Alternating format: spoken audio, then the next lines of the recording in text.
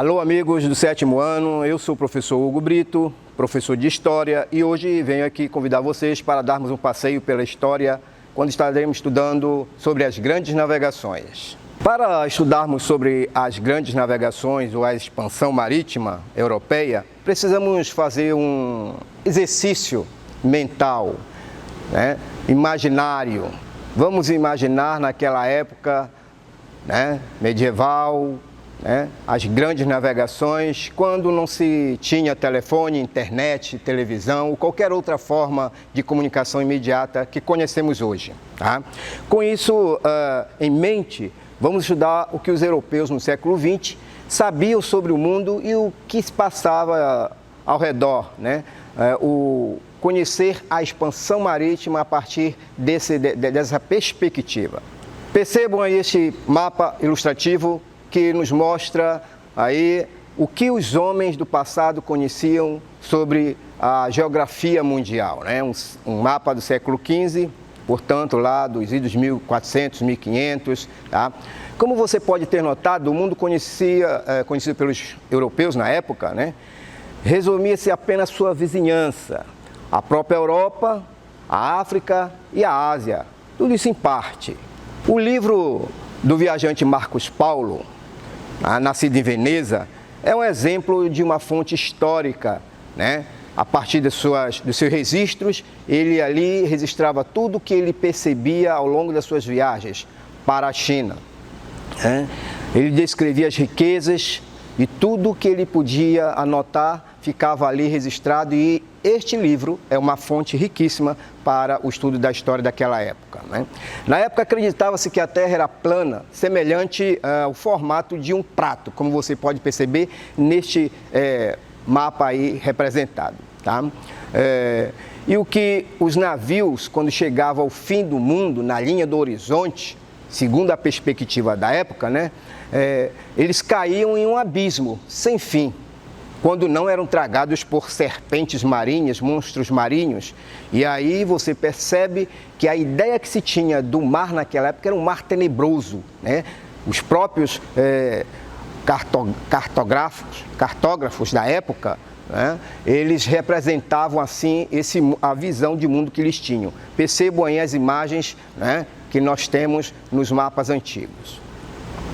Entretanto, mesmo com muitas lendas existentes que geravam medo, e do que era desconhecido na época, alguns europeus encaravam de forma destemida e otimista essas viagens. Nos mares estava a oportunidade de encontrar novos mundos, integrando-se à aventura, a busca por uma vida melhor. Tá?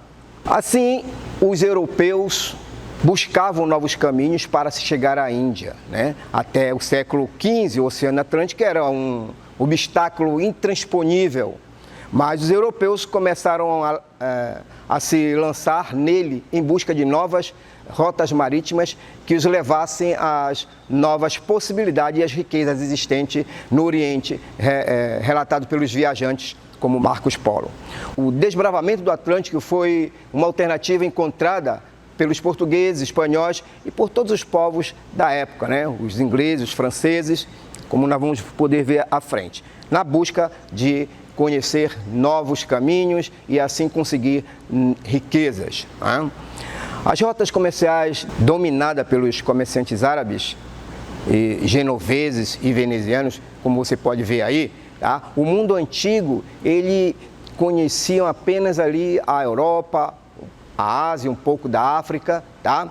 E você percebe as rotas que eram feitas, seja viajando por caravelas ou viajando ou com os seus navios atravessando o mar Mediterrâneo, o mar Vermelho, o mar da Índia, chegando até as Índias, ok? Nessa época as viagens marítimas eram arriscadas e longas demais, o que terminava exigindo grandes quantidades de recursos materiais. Com barcos movidos a remo ou a vela, a sobrevivência dos navegadores era bem delicada, pois a alimentação era racionada, com pouca variedade e geralmente não tinha boa qualidade. Esse quadro colaborava para o surgimento de doenças. Mas o que fazia todo esse risco valer a pena?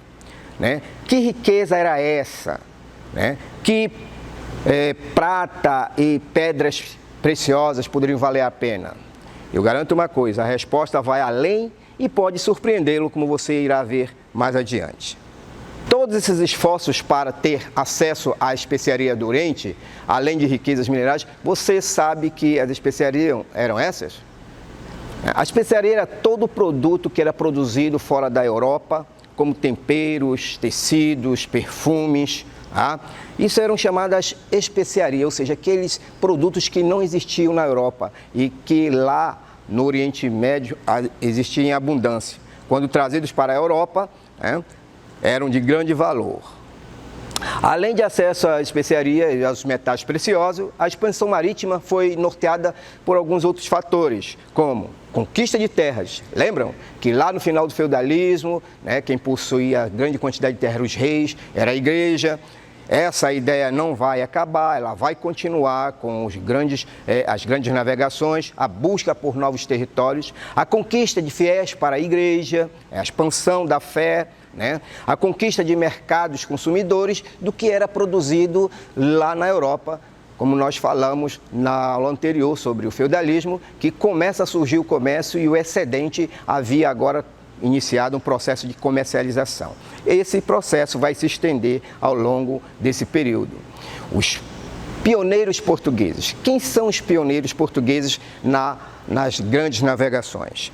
O primeiro povo que se propôs a explorar o Oceano Atlântico foram os portugueses. Uma série de fatores favoreceram essa iniciativa pioneira.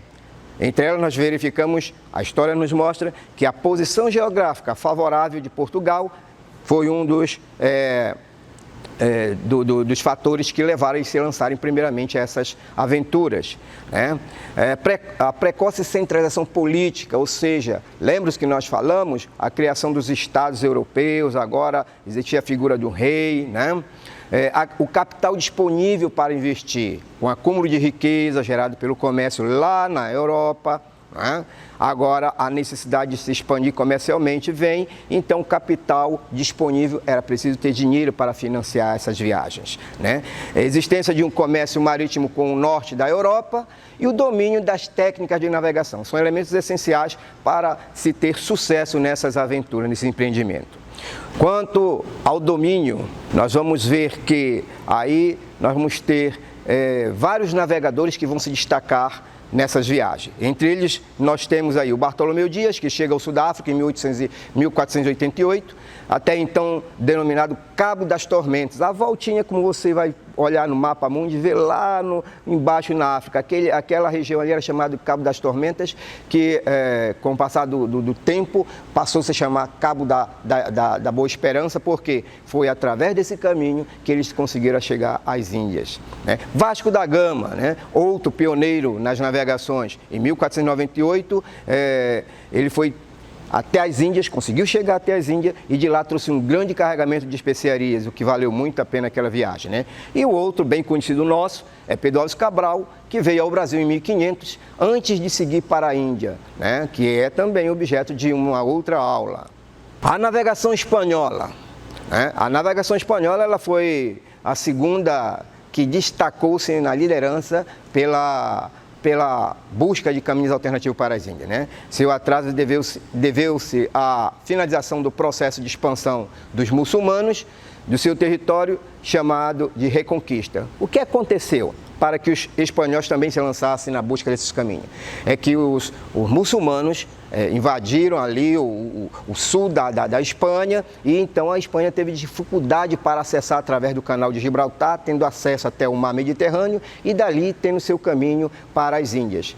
Feito esse bloqueio pelos muçulmanos, os espanhóis também entraram na corrida marítima para chegar às Índias, Dentre esses aí, nós temos aí o Cristóvão Colombo, um espanhol, que em 1492, ele se lança também a essa aventura e consegue êxito, Fernão de Magalhães, natural de Portugal, que fazia viagem para o rei da Espanha, tá? Ele também vai conseguir fazer a primeira circunnavegação, né?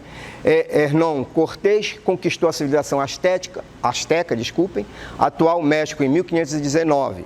E por último nós temos o Francisco Pizarro, conquistou a civilização Inca, atual Peru, e isso em 1532. Percebam aí que foram grandes feitos. E para você ter uma compreensão melhor, eu elaborei aqui um quadro onde eu peço a você que tenha um pouco de atenção em analisar e perceber aí a expansão marítima comercial portuguesa e espanhola, tá certo? Você tem aí Portugal e Espanha. Quando começou a fazer as suas campanhas de conquista, de busca de novos comércios, de novas rotas, conquista de território. Portugal foi em 1415 e a Espanha em 1492. Aí você vai ter uma ideia, tá? Como era financiada essas campanhas. A de Portugal era financiada pelo rei e a da Espanha também. Qual era o objetivo da de Portugal, dessas campanhas marítimas? Era chegar às Índias. Também, Espanha também tinha como objetivo chegar às Índias, tá? A rota que seguiu, né, era quando Portugal decidiu fazer as suas viagens contornando o continente africano, tá? Já a Espanha também, ela navegou para o oeste, tá? É um diferencial, porque com a ida para o oeste foi a descoberta de Cristóvão Colombo das Américas, né? Os principais viajantes dessas grandes navegações feitas por Portugal e Espanha, você percebe aí que Bartolomeu Dias, por conta de Portugal, né? Ele viaja e conquista também grande destaque. Vasco da Gama e Pedro Álvares Cabral, os três grandes navegantes que representam aí Portugal. Tiveram outros, mas esses são os que mais se destacam. Pela Espanha nós tivemos Cristóvão Colombo descobrindo as Américas, Fernão Magalhães fazendo o contorno da África e chegando às Índias, né? As conquistas realizadas por Portugal, nós sabemos historicamente que Portugal vai descobrir o território que futuramente vai se tornar o nosso querido Brasil, né? E Calicut também, né? Portugal vai descobrir ali na costa africana. E a Espanha também vai descobrir a América Central, o México e a América do Sul. Portanto, aí você tem um quadro sumário de como foi o resultado dessas navegações. Mas para que houvesse êxito de ambos os lados, houve uma corrida e uma disputa, tá? E para que não houvesse conflito, tá? O rei vai chamar, tanto o rei de Portugal como de Espanha, vai chamar o Papa para mediar essa disputa. É o chamado Tratado de Tordesilhas, que vai fazer com que as terras ali descobertas, naqueles anos, por Portugal e Espanha, que tinham reis parentes, que eram primos, tá certo?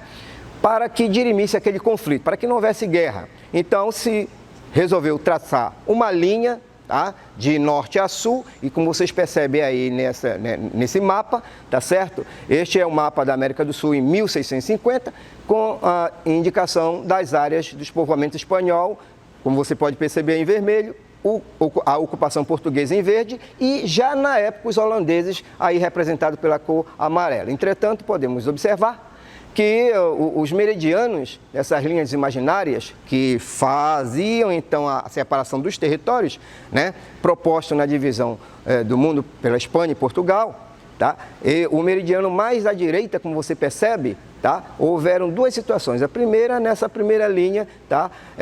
Onde o Papa vai intervir e ele vai fazer um documento chamado a Bula Interquetera, proposta pelo Papa Alexandre IV.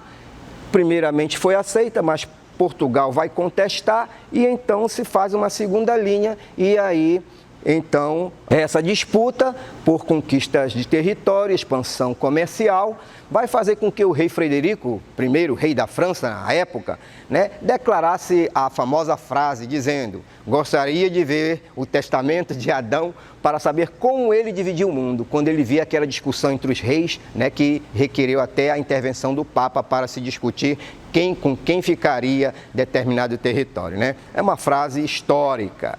Essas viagens, as grandes navegações, possibilitaram uma intensa troca comercial e cultural entre os povos da época, não é?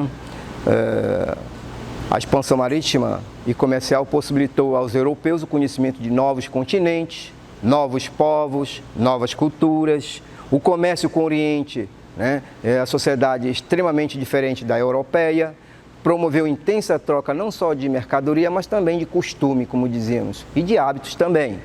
Fez o homem ampliar a visão e olhar fora do seu próprio mundo. É notável a mudança na alimentação dos europeus após essas viagens, a trazida dessas, a chegada dessas especiarias à Europa, né, com a inclusão da batata, do milho, da mandioca, né, do tomate, por exemplo, de outros produtos quais usufruímos até hoje, beleza? Isso vai preparar o mundo para a grande expansão comercial e o surgimento de novos territórios, intensificando assim a comercialização mundial, levando o mundo a globalizar-se, que também é um assunto de uma próxima aula. Mas por hoje nós vamos ficando por aqui e eu vou aqui sugerir para vocês duas pequenas atividades simples, mas que vai requerer de você uma grande reflexão naquilo que foi aqui exposto. E eu gostaria que você desse aí uma pausa no vídeo, copiasse essa primeira atividade, tá? E fizesse a reflexão em cima do que está sendo pedido. Espero que tenham entendido, compreendido. Se não compreendeu na primeira exposição, eu recomendo a leitura do livro didático, a pesquisa na internet sobre as grandes navegações, e eu gostaria de ver de vocês a resposta dessa atividade proposta aí. Para nós foi um grande prazer e a recomendação do dia é previna-se, porque a Covid está aí e ela está querendo dar carona para todos nós, hein? Mas você é esperto, fica ligado, se previna e até o próximo encontro, se Deus quiser. Obrigado.